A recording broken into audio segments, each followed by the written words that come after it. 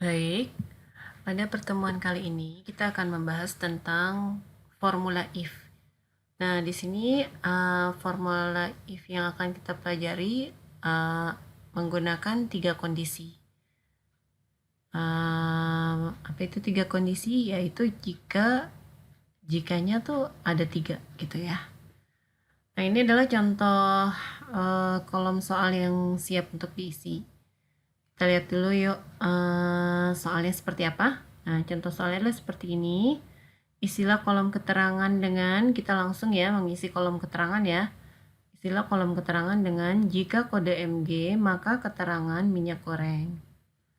Nah, ini kita masukkan formula if-nya. Jangan lupa jika kita ingin mengerjakan suatu rumus atau formula menggunakan tanda sama dengan. Kemudian if buka kurung. Nah, perhatikan di komputer kalian. Jika if logical test, kemudian tanda pemisahnya apa? Kalau di komputer teacher di sini pakai titik koma. Nah, itu depend on your computer ya. Kadang ada yang koma, gunakan dan diikuti, gitu ya. If logical test, value if true. Nah, terus and then value if false. Logical testnya apa? Jika kode Mg, kita perhatikan soal di bawahnya ya. Jika kode Mg, maka keterangan minyak goreng. Kode, berarti kita ke kolom kode ya. If kode Mg berarti ke kolom kode, langsung saja gunakan kursor di kolom kode. Kolom kodenya tuh yang berisi Mg, yang berisi kodenya ya. Kodenya sih bisa apapun, tapi di sini kebetulan soal pertama Mg. Nah, itu sudah langsung komputer menuju ke kolom C4. Karena kolom kode ada di C4.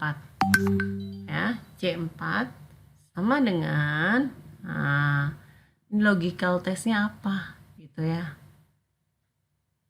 C4 sama dengan Mg. Mg itu adalah huruf. Kalau huruf berarti kita menggunakan titik koma. Dua tanda petik. Mg. Begitu ya. Maka, nah jika di sini dipahami dulu nih. Jika kode langsung ya, kode C4 sama dengan Mg, tulis Mg. Mg adalah huruf, jadi menggunakan dua tanda kutip. maka berarti dipisah pemisahnya, koma atau titik koma, tergantung komputer kalian tadi ya. Maka keterangannya adalah minyak goreng. Kita kan sudah ada di kolom keterangan, jadi tidak perlu mengisi kolom keterangan lagi. Karena kita sudah berada di kolom keterangan. Langsung aja ketik isinya apa, maka minyak goreng. Minyak goreng. Begitu. Nah, ini adalah untuk logical yang true. Logical true ya. Nah, terus baca lagi nih jika yang kedua gitu ya. Jikanya di sini ada berapa? Kita lihat semua keseluruhan soal. Jikanya ternyata ada 3. Ya, jikanya ada 3. Lanjut ya. Jika yang kedua nih, pisahkan dengan titik koma lagi atau koma. Jika if buka kurung kode CB maka keterangan cabe gitu ya. Nah, berarti di mana kita nggak perlu ke kolom ke yang ada isinya CB, tapi tetap sama di C4 ya, bukan di C5 karena kebetulan di C5 ada CB nih, nggak seperti itu ya jadi ya tetap di kolom C4. Jadi semua kondisi if dimasukkan di kolom C4 ya. Oke, if C4 sama dengan apa yang if kedua? CB ya, CB maka diisi cabe. Nah, ini semuanya menggunakan tanda kutip karena huruf. Nah, sudah nih, kita sudah ke if yang kedua. Untuk if yang ketiga bagaimana? Gitu. Untuk if yang ketiga, jika bisa lagi dengan titik koma ya. Nah, untuk if yang ketiga, ini kita tidak menggunakan logical if lagi, nggak menggunakan if lagi, karena sudah pasti isinya bawang merah. Karena if-nya cuma ada 3, cuma ada kode di sini, cuma ada MG, CB sama BM. Selain itu kan nggak ada lagi kan? Nah, berarti tidak usah menggunakan if lagi, langsung aja isinya bawang merah. Karena sudah pasti itu adalah kodenya si BM. Semoga sampai di sini kalian ngerti ya. Ketika tutup kurung, lihat, perhatikan. Dibuka kurungnya ada berapa? Ada 2. Nah, berarti ini tutup kurung untuk yang if yang luar yang pertama. Nah, ini tutup kurung yang kedua. Gitu ya. Jadi, diulang ya nih. Jika kodenya MG, maka minyak goreng. Jika C4, kodenya CB, maka cabai. Selain itu, bawang merah. Gitu ya. Jadi mengartikannya seperti itu. Selain itu bawang merah. Mari kita enter apakah betul. Nah, ternyata betul nih MG, karena yang pertama tuh emang MG, minyak goreng. Kalau kamu perhatikan kode yang ketiga itu bukan BM tapi MG. Makanya itu semua dimasukkan kode-kode ini di C4, bukan mengikuti isi dari kodenya. Karena kan jika datanya ratusan, tentu saja sulit kan? Oh, ini MG, ini BM, kita pakai rumus ini enggak seperti itu. Gitu ya. Jika sudah ketemu nih, kita copy nih Kak. Kita copy ya. Di ujungnya di pojok bawah ini ada tanda sudut hitam. Tarik saja ya. Tinggal tarik. Nah, jika menulis rumusnya benar, tentu saja akan menyesuaikan. CB, cabai, BM, bawang merah, minyak goreng, dan seterusnya. Gitu. Nah, kalau di sini sudah mengerti, ada if lagi nih di sini untuk mengisi jumlah kolom, tentunya bisa dong, ya kan? Nah, sama tuh kayak tadi. Jumlah nih ya, isilah kolom jumlah. Jikanya ada 3 juga. Jika kode MG, maka harga 15.000. Jika kode CB, maka harga 18.000.